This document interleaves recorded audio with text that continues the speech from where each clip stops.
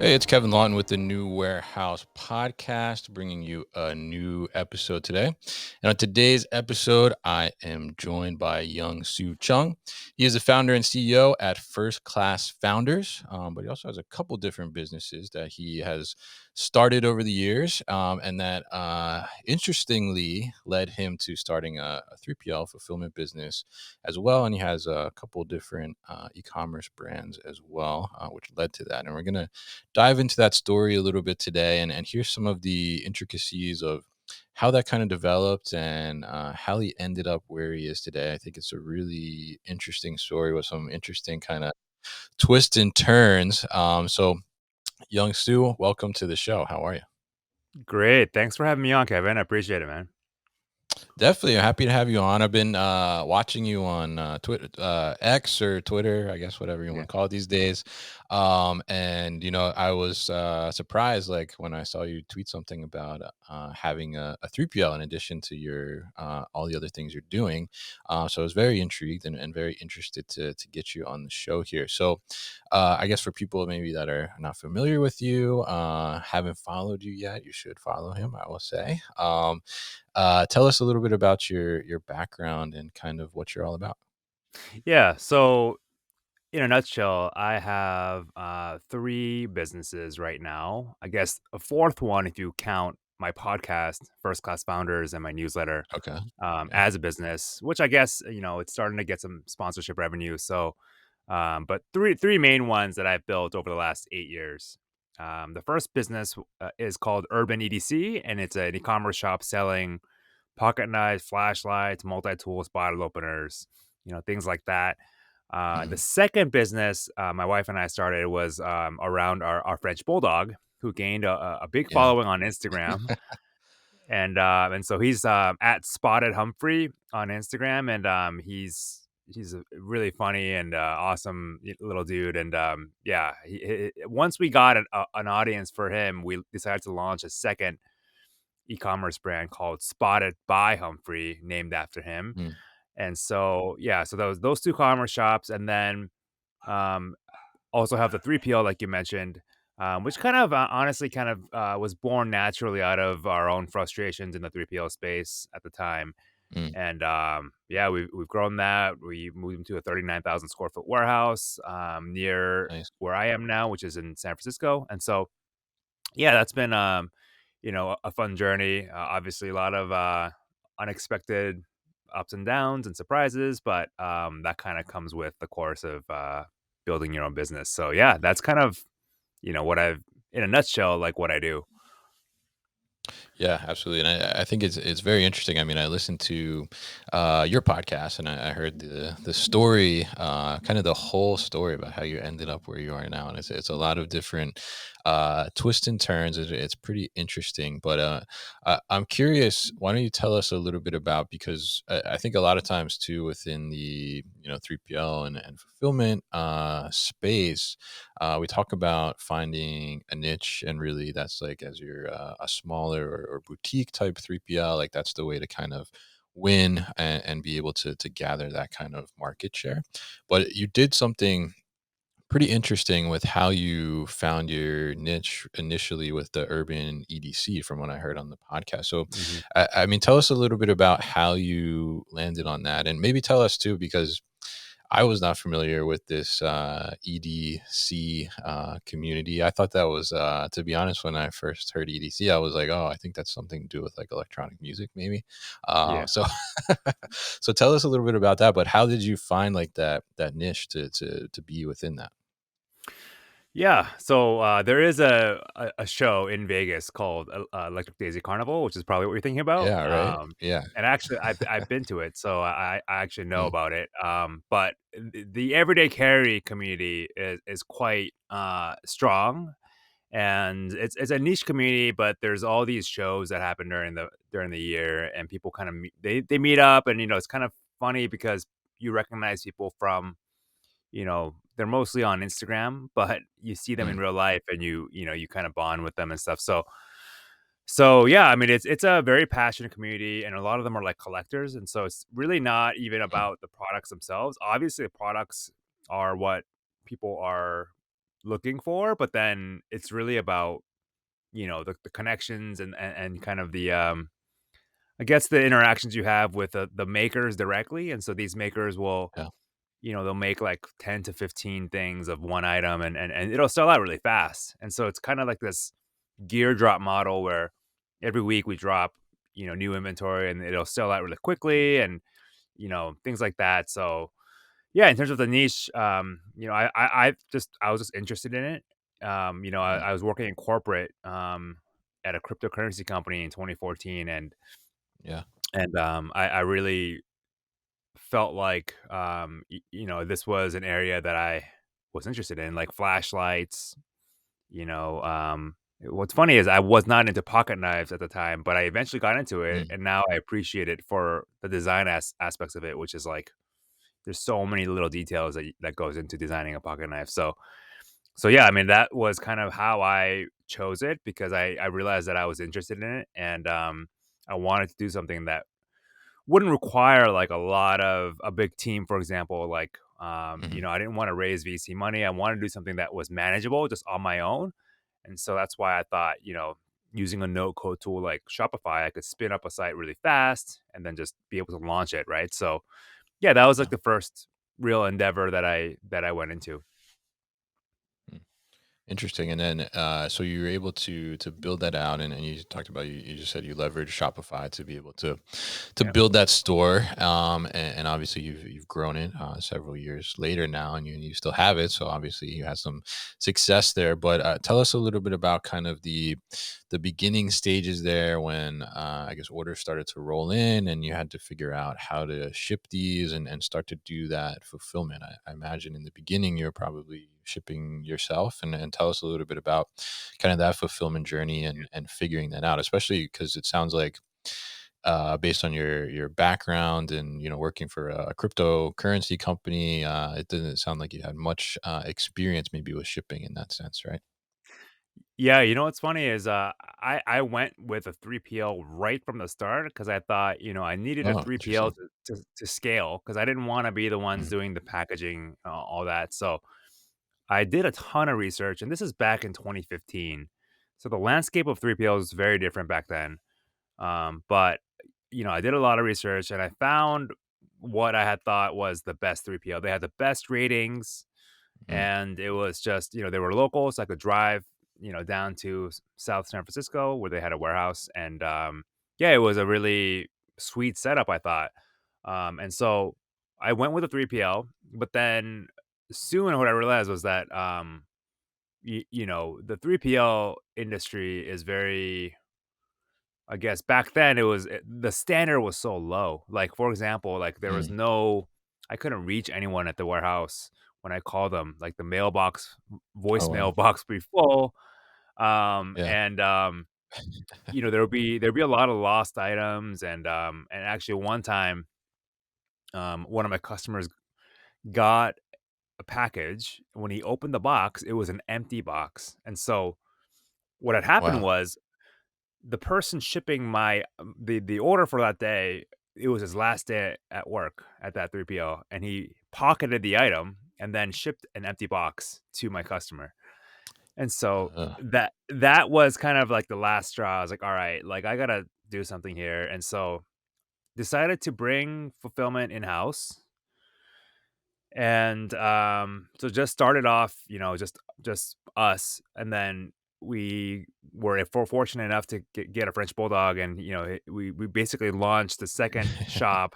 um and we just said, okay, well, you know what, like we already have a little space for our fulfillment. Let's just add these products in, because if you Mhm. think about it, like we did the same thing that we did with Urban EDC for Spotted by Humphrey, which is, the website's obviously different, audience is different, but the behind the Mm. scenes back end is all the same, right? So Yeah. we're like, all right, so we have two shops now.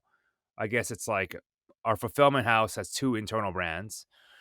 But then, we were working out of this really unique. It's a storage facility, and the storage facility you can rent out, these little units, but people were working Mm. out of them. So there were a lot of like small e-commerce brands that were just getting started who needed warehouse space. It was almost like a WeWork, but for Oh, really? warehousing space. And so we, just started talking to a lot of brands that were also in the building. And yeah, there were a lot of companies that were also looking for a solution to this because it was not, the 3PL landscape back then was quite lacking. And so Mm, we just started shipping for a few of them because they were like, "Hey, like, looks like you guys are already doing it. Like, can you guys help us with fulfillment?" And so that's how we got our first clients. We didn't even have a website. We didn't even have a name for the 3PL at the time, but we were making money from mm, other people's, they wanted help. So um, in 2019 is when we decided to make it official. So GrowthJet is the name of the 3PL that we launched. yeah. Um, and yeah, I mean it's been fun ever since. Mm. Very interesting, and I think it's interesting to hear that because I've heard similar stories from other 3PLs too, where they started as e-commerce brands, and then they had a poor experience with the 3PL and decided like, hey, like we're gonna do this ourselves because we want to take care of our customers. We want to make sure it's done right, and then much similar to you, it gets some word of mouth, and other people are interested as well. So I mean, as you made that transition, talk to us a little bit about what were some of those maybe core pillars of what you wanted to provide from a service level, and what was very important for you foundationally as you started to work with other brands outside of your own. Yeah. So the first thing I realized was actually there's a lot of waste in the industry, a lot of Mm, trash, and in a way it's inevitable, right? Because you have all the pallet wraps and everything that comes with it. yeah. But I thought that we could make a stand there, and so we actually became climate neutral certified, which meant that we offset all of our carbon footprint. Mm, And that was, I believe we're actually the first 3PL in the world to become climate neutral certified. And that really was a interesting. stand, yeah, and that was a value that kind of hit home with a lot of brands. And so a lot of the brands that it became like a almost like an advantage because people were like, "Oh, this is Mm, amazing. This 3PL cares about, other things aside from the bottom line." And so, became kind of a like, so the clients that we attracted were like, they were not like, I mean, it worked out because they were, not like trying to, I guess, like, get the best deal. I mean, obviously, we made it work with mm, them, but, like, the yeah. clients that we were attracting were, like, more sophisticated brands that had a little bit more of a, they were not commoditized. They had a little more brand equity, so they could charge a little bit extra. Mm, And so, yeah, we were a boutique 3PL, so we're trying not to compete with the lowest prices. Like, we don't wanna be, competing for the cheapest because, mm, we always try to say, "Hey, we are a boutique full service 3PL that essentially, like, the highest quality and the highest service, highest level of service." Because that's what I felt, the pain that I felt when I was, using another 3PL was the service was just non-existent. And so, yeah.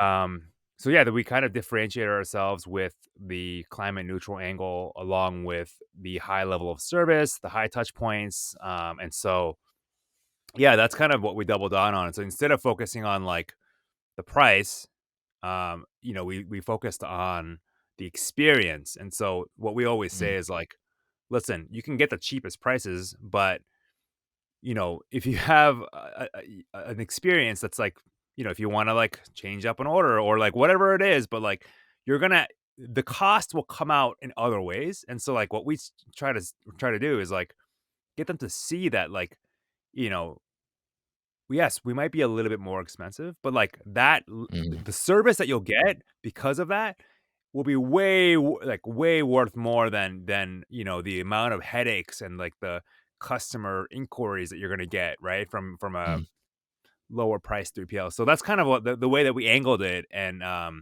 so we were able to attract brands that, are not, like, trying to like negotiate down to every little penny, right? So yeah. Yeah.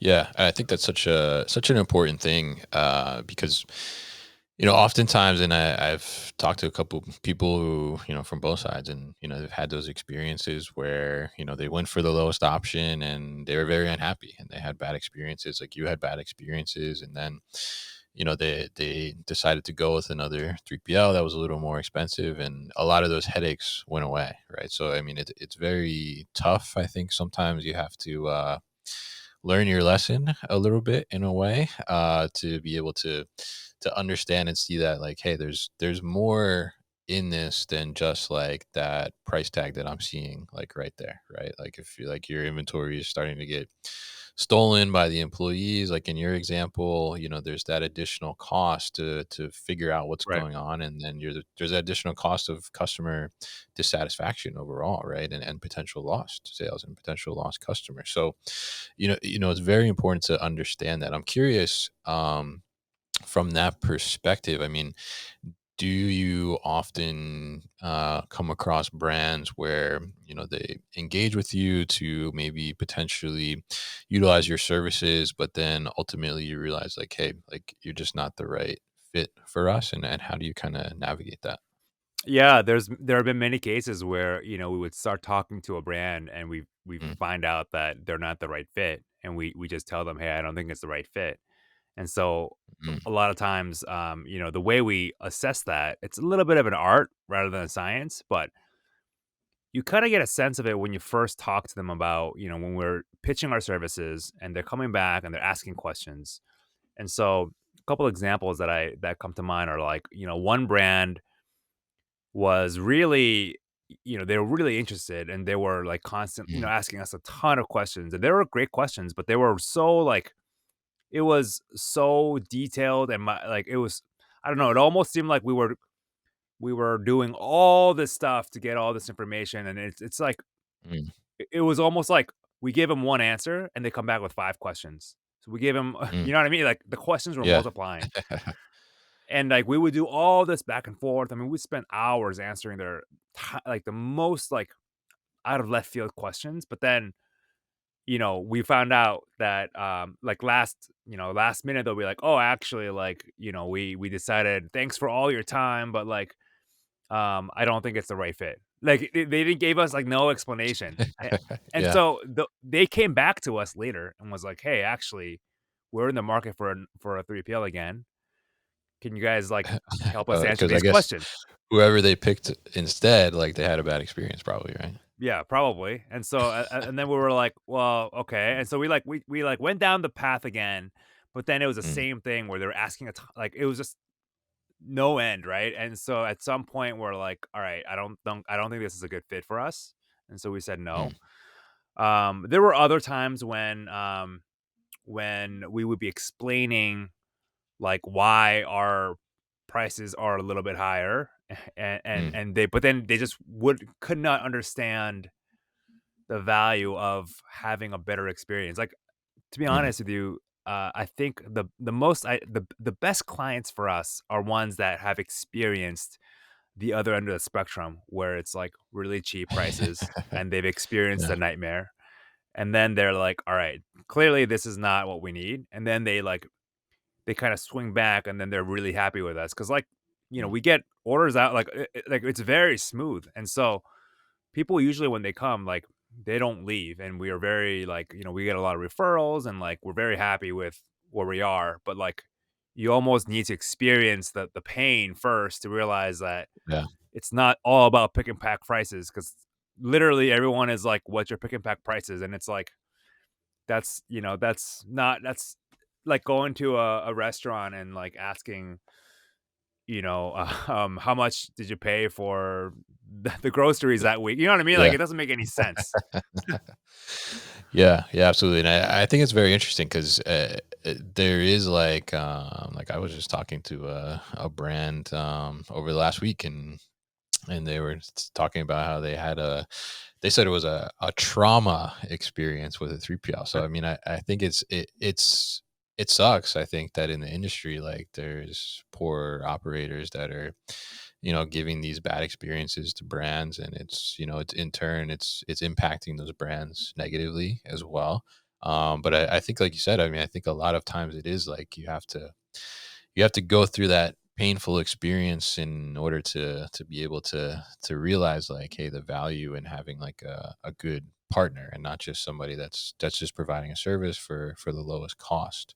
This is, a really important piece that I see a lot of entrepreneurs, make this mistake, which is like, you're essentially a control freak, and you can't be that way if you Yeah. want to grow your business. And so the way that I like to look at this is like, yes, you can be 100% on everything that you do, but then, get to a much smaller stage of your business, right? But then if you are 80% and you have someone and you empower your team to get you a lot further, then that's way better than, having 100% of a smaller pie versus 80% of a larger pie, right? And so um it's a really big shift in mindset, but the way I like to look at it is um it's kind of like, instead of being the operator yourself, you wanna become a capital allocator. And so what I mean by that is, like, you want to look at your, I guess, your expenses, right? And so you have income coming in and then, like, your expenses. But then you wanna be the one kind of allocating capital instead of being the one that's, like, in the business, right? And so, when I made that shift from being the operator versus allocating capital within the business, that's really when it shifted for me. And so, that's a really critical thing that I think Mhm. a lot of entrepreneurs make, mistake that they make. And yeah, I mean, honestly, like, the delegation is something that's really changed my business, and it's not just about tasks.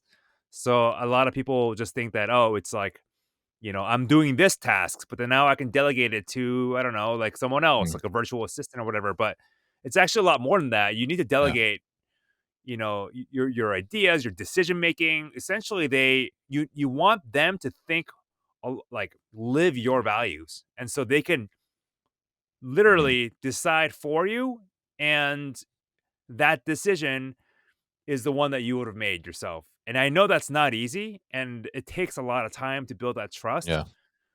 But when it happens, and of course, mistakes will be made, like, that is for sure, and it will be costly. Like, you will probably lose money because you're trying to train up, your someone else to take reins and kind of, like, do all this stuff.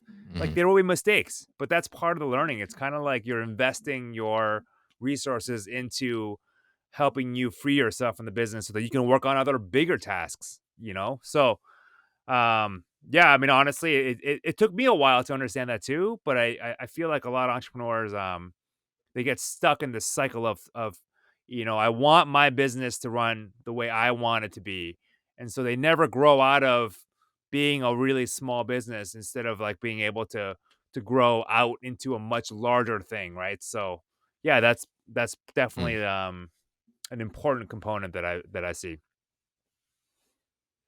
Yeah, yeah, and I think that's such a great way to put it, right? Because if you get kind of stuck and lost in, I guess, in the weeds, so to speak, it's hard to like see above them and see, the future and how to get that growth going. Mhm. And I think it's really interesting too that you pointed out, not only delegating like tasks, but also the kind of decision making, idea generating types of things that are core values to you, and how do you get those transferred over to somebody. So around that sort of mindset, I mean, how do you, I guess, like if we think about, I guess you have a warehouse manager that's running Yeah. the 3PL that's working there, or somebody doing day to day stuff. I mean, what did you look for, and what would you say are like good qualities or qualifications for that type of person to have to be able to not only take on the tasks, but also, like you said, be able to think like you would and make the decisions that you would. Yeah, so this is actually not an easy thing to do. And so really there's two Yeah. ways of finding an operator that I see. One is Mm, essentially hiring someone and then training them up into that role. And this is going to take a lot longer. So this is the downside of this method, which is like, you're going to have someone who's going to be in the wings for a long time and you're constantly testing like, I had a bunch of employees that I was constantly assessing like can this person handle the general manager job and I'm constantly assessing it. And so that's one method. The second method is you can hire externally. So you can hire someone with more experience and bring them in, and they theoretically should be a lot more qualified and less training than someone that you train up from kind of I guess like homegrown talent in a way. Um, mm, there's pros and cons to both. Like if you hire someone from the external, then the people within the company, they're gonna be like, "Oh, I've worked for you for 5 years, like, I don't even get a shot at this," like so there's a lot of, like, politics involved and yeah. stuff too, which I am not a big politics person, um, and so Yeah. it's really, it's hard to say which method is correct, um, but I would say, like, the way that I found my operator for GrowthJet, I hired someone externally. And he wasn't like top level. He wasn't a general manager level, but he was more like an operations person. And then I could quickly see that he was very Mm, talented. And so he rose through the ranks really quickly.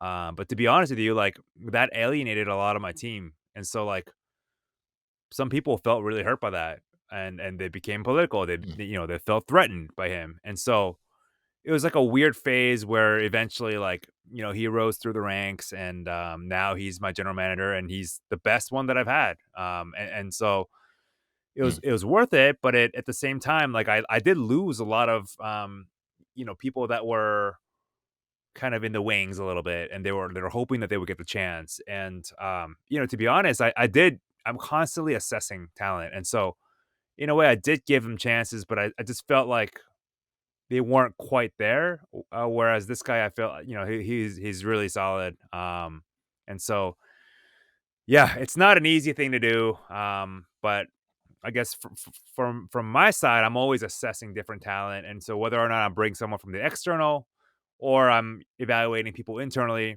I'm always seeing who the best one, best person for the job is, and trying to challenge them and elevate them to a new role, and I'm doing this constantly, right? So, yeah, it's like it's more of an art than a science. mm. Yeah, it's interesting, and because I think it is something that's, like you said, I mean, it's challenging to be able to figure out who is the right person, and like you said, it's a balance of, do we go internal, do we go external, and it's hard, I think, internally, especially in kind of a warehouse fulfillment setting too, where maybe I think a lot of times the mind goes to, oh, this person is the fastest picker, the fastest packer, so they should get elevated, right? But that doesn't necessarily mean they have those leadership skills, Right, right? right. So I think it's interesting how you kind of go about that, and how you said you're continuously assessing, which I think makes a lot of sense. And it's really interesting to hear about how you kind of weave through all of this, and kind of made this happen to where you are now. And I really appreciate you giving all these insights, and coming on the show, and talking to us about your different businesses, and the 3PL especially, and how that came about, and how you've put such a focus on the service level, because of your bad experience, bad customer experience, right? Yeah, And it makes sense to be able to do that. I'm happy we could share that story today, on the podcast with our audience, and learn a little bit more from you as well. So, if people are interested in getting in touch with you, learning more from you, I know you have a couple of different ways to do yeah, that. I think you have a podcast, a newsletter. You're big on X and Twitter, and I think I saw you pop up on LinkedIn too recently as yep, well. So, tell us a little bit about what's the best way to connect with you, and learn more from you. yeah. So I publish a lot of content. I have a podcast called First Class Founders, and so that's also the newsletter. So if you go to firstclassfounders.com, You'll see the latest episodes and all that. I'm pretty active on X/Twitter at Yong-Soo Chung. That's YONGSOOCHUNG. And then if you're curious to learn more about my 3PL, it's GrowthJet. So GrowthJet.com.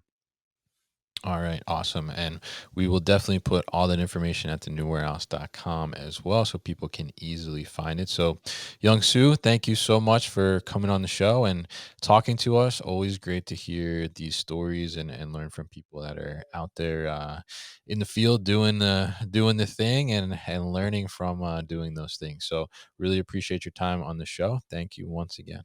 Thanks so much, Kevin. I really enjoyed my time being here. And yeah, I love the podcast. So keep up what you're doing.